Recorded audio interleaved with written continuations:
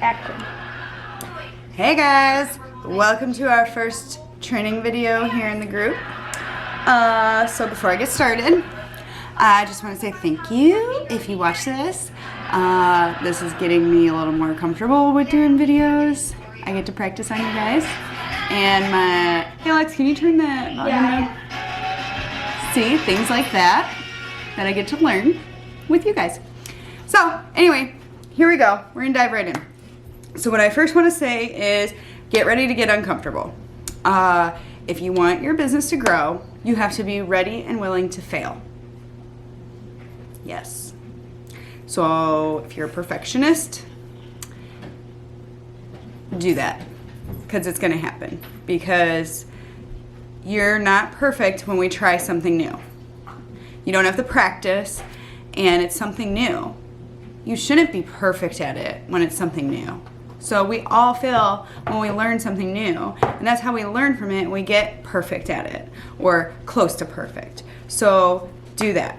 I'm going to share with you 4 success blockers, okay?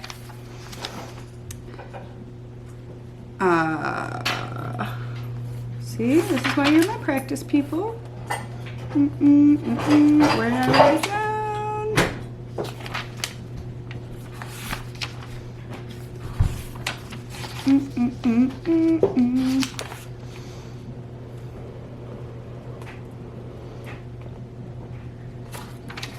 Bear with me, bear with me.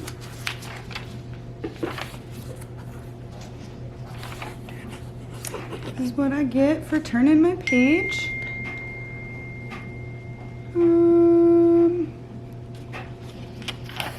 Got it.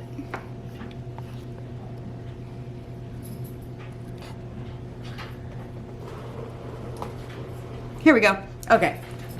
Phil, if you're on the replay, you can fast forward a little bit. So 4 big success blockers. You don't have time. That's your excuse. These should actually be called excuses. You have an unhealthy relationship with money. Guilty. And you don't have clarity. And actually, there's only 3 that I have written down. My bad. Again, practice videos. So let's elaborate. So you don't have time. I get that. I get that so much because you guys know I have a young family and they're my priority. And I'm so engaged in learning things that it's easy for me to allow it to take over. So I have to be very disciplined in making sure that I put my family first, just because they're the most important thing. And so you honor the season of life you're in. So if that means you only have time to work on one thing and implement one thing at a time, that's okay. Do that. And so reevaluate how you spend 24 hours a day. We all have the same 24 hours in a day. How do you spend that time? Evaluate that and decide what is a priority and what is urgent, what is not important. So those are some decisions you have to make. And then make the time, put it on a calendar, put it on an appointment. We're going to talk about outsourcing things that aren't important, that will give you more time, or they are important, but you can give it to someone else in your family to do, so that way you have more time to do what you need to do to work on your business to grow. So you find a way to make it work when it's important to you. The second thing, an unhealthy relationship with money. So I'm guilty with this because it is so easy to make impulse buys and to invest. We go to hair shows, and how many of us buy all the things and we get back and we're like, shit, what am I doing? So you need to realize what is an investment and what is an expense.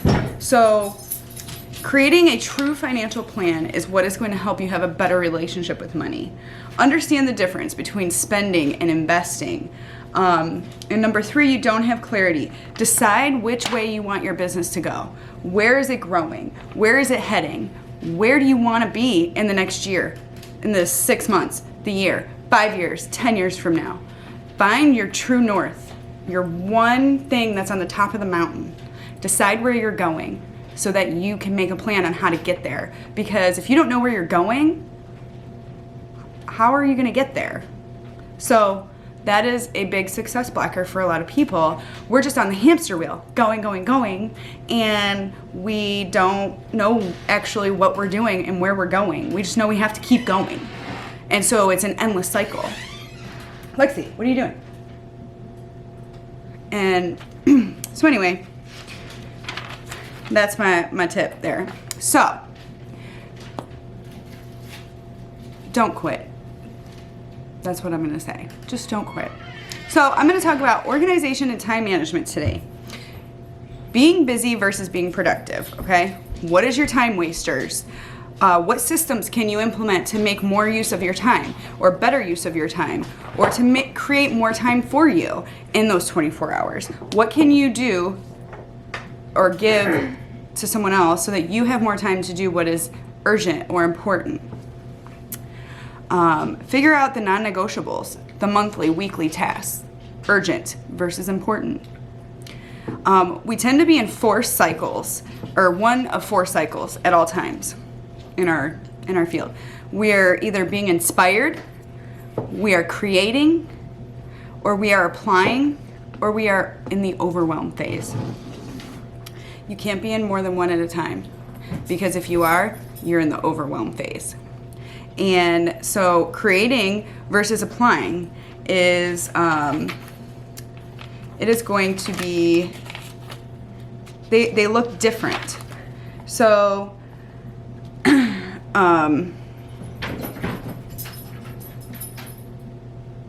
so if you're creating content for your business, you are it's whenever you see me in the salon and I'm taking videos of you and I kind of look like a creeper, like a paparazzi or something. I'm creating content. And I can cut that video and I can speed it up and I can splice it together with something else, and I can use that in several different posts and ways of content. So I'm recycling the same content as well. And so that is creating. You're creating the content for your business. And then when you're applying the content, it's a separate phase. Like, it should be separate from your creating, because if you're creating and applying, you're going back and forth, you're gonna lose sight of what you're doing, of your vision, of your true north.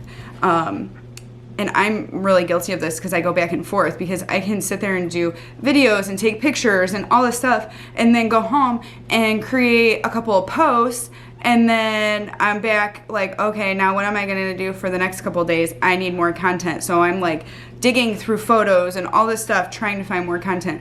Whereas if I stay in the creation phase where I can create enough content to last me for the whole month, then whenever I get to the applying phase, I'm applying that content over a whole month span. So I'm using my office hours, which is what we should be doing with that extra time we're creating, or the time that we're carving out, and making it so we're applying that content. So you're coming up with different things and you're planning those posts, and I'm going to get to that in a minute, how we do that. So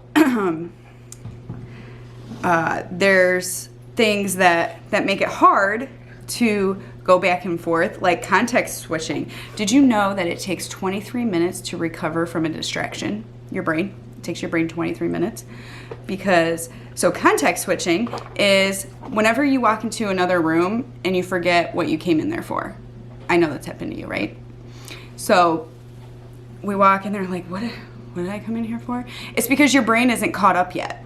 Because you were thinking about one thing and then you're like, oh, I gotta go grab something. And then you completely switched the train of thought on your brain. So you forgot totally what you went in there for. But then if you walk back into the other room where you came from and retrace your steps, your brain catches up and it says, oh yeah, that's it.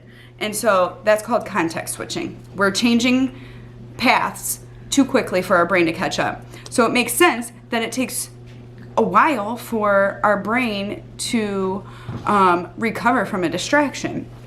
It may not feel like 23 minutes, but whenever we're really engulfed into a subject or we're really focused, it's really hard to get back into that mode, you know?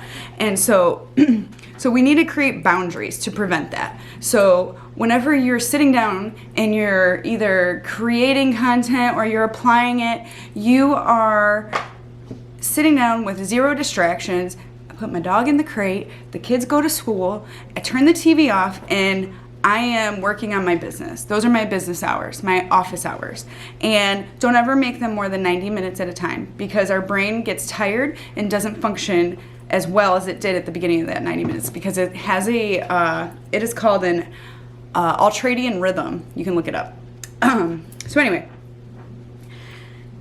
then I plan out my week, find your peak productivity hours. So maybe you're not a morning person, and that's okay. You're most productive after your kids go to sleep at night and your husband goes to sleep and the house is quiet and you like to stay up late. So that is your ideal like productivity time. Perfect. You know where you need to be during that time, and it's working on your business. So then lastly, let's talk about the tools. The tools to use while you're working on your business. So these are a couple of resources that I use when scheduling things for the barn and even for my own personal stuff. Stop touching that. It's making the camera shake. Yeah, it is.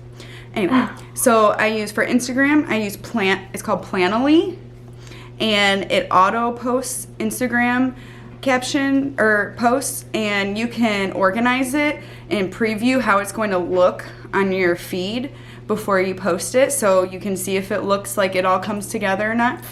And it will auto schedule for you. It'll auto post for you.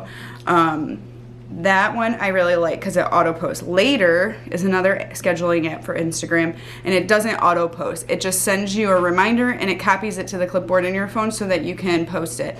But this is how people are getting captions with spaces in between the paragraphs, because Instagram doesn't let you do that when you're writing a caption. So people are using these apps, and that's how they get it. For photo editing, I use an app called Snapseed or Facetune. They will help with blurring a background, changing the lighting. I've also used Lightroom. It's an Adobe app that helps with presets, filter presets, or just changing different lightings. Canva is my ride or die app. That's the one I use for everything. Every post that you see me post on the barn site with like words on it or anything like that, and then you can put them in different layouts for Instagram stories or a Facebook cover or anything like that. I use that for just about everything. I've uploaded my own brand fonts and everything in that. So, and then, a side-by-side layout app or whatever if you want to do before and afters. And then what I use for video editing is sometimes I use iMovie. It's already pre-installed in your iPhone if you're an iPhone person. Or there's an app called Over. I know Denise likes Magisto. And then one that I recently found that I'm really liking is called InShot. Those are a few. And then I also use, for organization, I have a few apps. One's called Airtable. It's a little tricky to figure out at first, but it really looks like it'll be really cool to organize tasks and lists and things. So I'm trying that out and kind of like testing it right now. A few people it's like a digital planner, Asana. I'm more of like I need pen and paper for a planner, so I use a planner pad. You've seen my big clunky planner pad that I get, everyone laughs at me for. And then I also have the Cultivate What Matters planner this year. It's more of a goal setting planner. For my I'll write out captions. I'll spend some of my office hours some weeks writing out captions for posts, and I'll separate them into categories in the Google Keep app. It's a note-taking app because I've taken up all the space on my notes of my iPhone, so I use that Google Keep app. And then for photos, you can upload to Dropbox or Shutterfly because if you're like me, your phone gets clogged up with hair photos, and before you know it, you have 8,000 photos on your phone, like me. So you can also use your Google Drive. I know this is a lot of information, but these are just a lot of things that have helped me, and I hope that maybe if you can just figure out, use these organization and time management tips or tools or whatever you want to, teaching, whatever you want to call it, and find out what's important to you. Is growing your business a priority? It should be. That's why we're all here, right? And if it's not, if you're just like taking it slow and easy, that's okay. Just don't stop. Do one thing that pushes your business forward. It doesn't have to be huge. You don't have to have these big dreams of being a rock star in this industry. But do something that pushes your business forward, because we are living in an age where the industry has changed drastically. And if you don't do something all the time, at least one thing. Don't be in the overwhelm stage. Don't sit there. It's okay if you're there. I've been there. I'm there often. But you can't sit there. So, choose one thing. And if you can do more than that, don't do more than 3 things. Only choose 3 things. Add it to your schedule in your 2 to 3 hours you use for your office hours. That's what I challenge you guys to do this week. Carve out office hours where you're working on your business, because if we spend all of our time working in our business behind the chair or behind the desk or behind the massage table, you will not have a lot of butts in your bed or your chair. That's kind of funny. But spend a little bit of time investing in yourself and in your business, because you're worth it. I want to see everyone be successful. That's why we're here. That's why we have a booth rental salon, because you guys are in charge of what you want it to be. And I love that. I love that you can be in charge of your future and your career. You can be as big or as small as you want it to be. But do it, and do it well. Okay? So do 3 things. I want you to put in the comments 3 things you're committing to doing this month. I won't do another video for like another month. And if you guys like this, if not, if you think I'm like a crazy talking weirdo, I won't do anymore. But I think it's kind of fun. So give me 3 things that you're going to start working on in your business, okay? I'll see you guys on the next one.